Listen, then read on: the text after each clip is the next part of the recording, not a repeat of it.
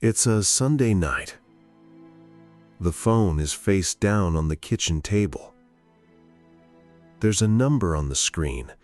It's not a bad number, but it doesn't feel the way it should. You tracked, you saved, you stayed consistent. The math should be working by now. The rules you followed didn't fail you. They were never yours to begin with. What if the problem isn't what you know? There's a pattern running underneath most financial lives, not in the spreadsheets, not in the advice, in the moments before any of that ever begins.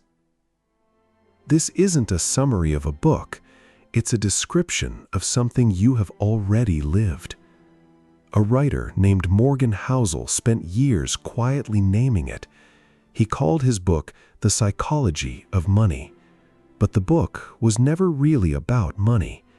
It was about the person holding it, about where the decisions actually come from, about the distance that never quite closes, no matter how much the number improves.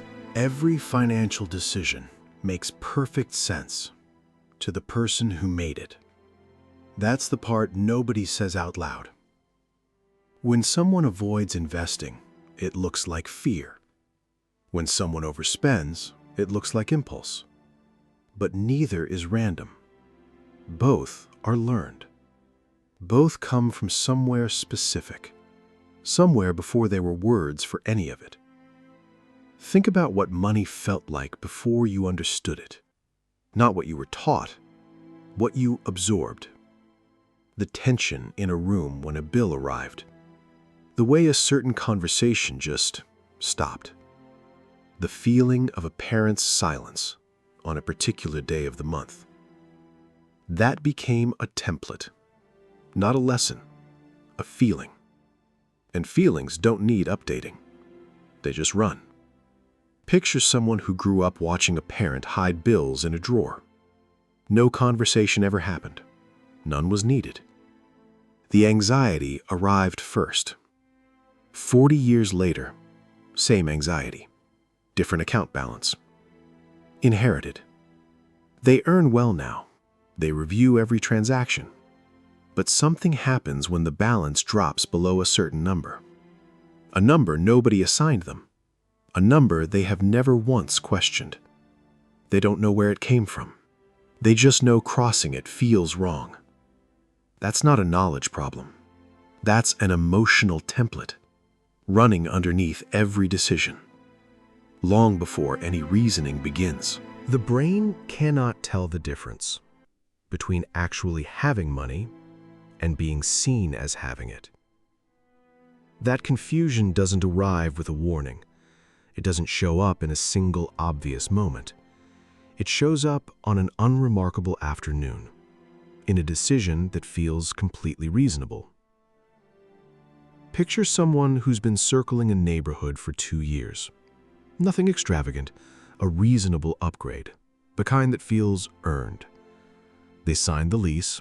The number makes sense on paper. What they don't notice is that the baseline just moved, and their savings rate moved with it. No announcement, no decision point. It just happened. Because the new neighborhood felt right. It felt like arrival, and the brain filed it exactly that way. That's how the comparison works. It doesn't ask permission. The people they were quietly measuring against moved up, and without a single conscious thought, the definition of enough moved with them. Nobody chooses this. Nobody notices it arriving. When did enough stop being a number and start being a feeling? That question matters, because the answer is almost always the same. It happened somewhere between a reasonable decision and the next one, without drama, without a conversation.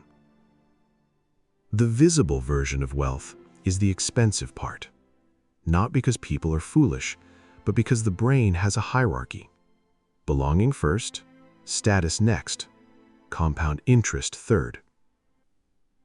The system was built that way, not as a flaw, as a feature, but it costs something. Every time. There's something nobody says when the money starts working. The same traits that built it will eventually become the risk. Confidence is what made the decisions. Consistent, sustained confidence. Conviction when everyone else was hesitating.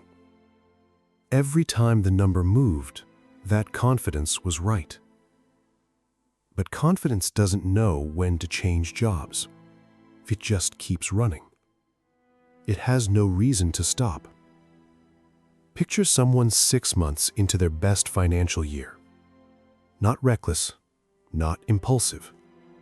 Calm, decisive, comfortable. The numbers keep working, so they apply the same logic to a bigger decision. Same thinking, bigger stakes. The context has changed. There was no announcement, no moment where the rules shifted. Just the same engine running in new territory. They don't know that yet. The same hand that built it is the one to watch. This isn't a character flaw.